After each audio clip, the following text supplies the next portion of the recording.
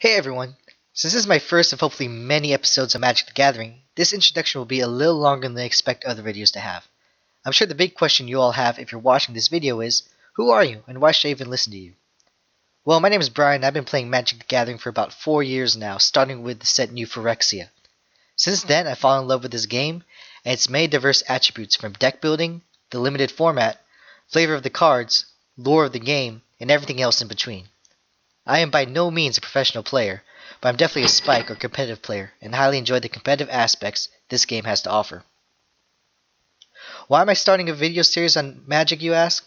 Well, I recently moved a ways away from my friends and normal testing buddies, and realized that, in the short term, I'm not going to have many people to talk about Magic and share ideas with.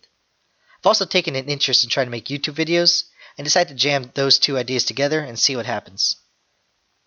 As far as what kind of Magic videos I'll be making, I'm anticipating there'll be a host of videos ranging from single card discussions, types of decks, spoilers, and anything else Magic related that's on my mind.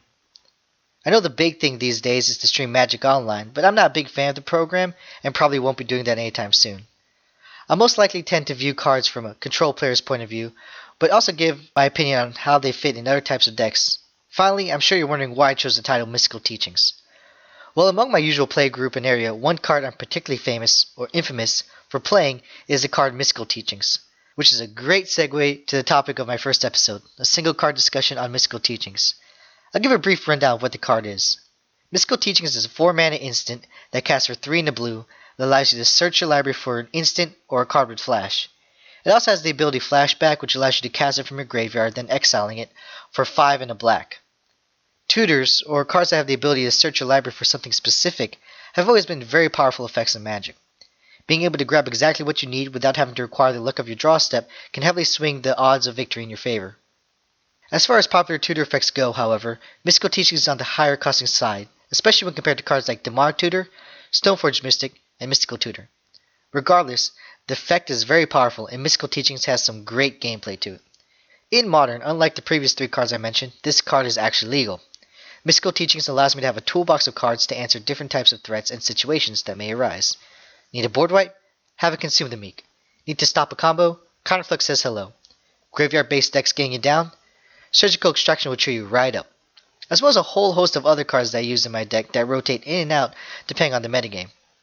My favorite tutor target is Teferi Mage of Zhalfir. This is the card that gets me the most looks for those unfamiliar with the card, as they tend to forget the card with flash part of Mystical Teachings.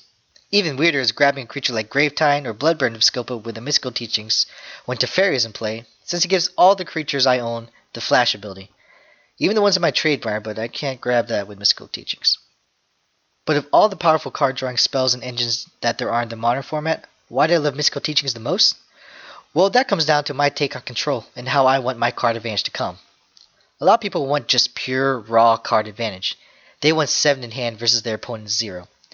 And while I love that feeling too, I enjoy the feeling of knowing that I can get exactly what I need, while my opponent has to rely on what's either in their hand right then, or what's on top of their deck to provide them the answer.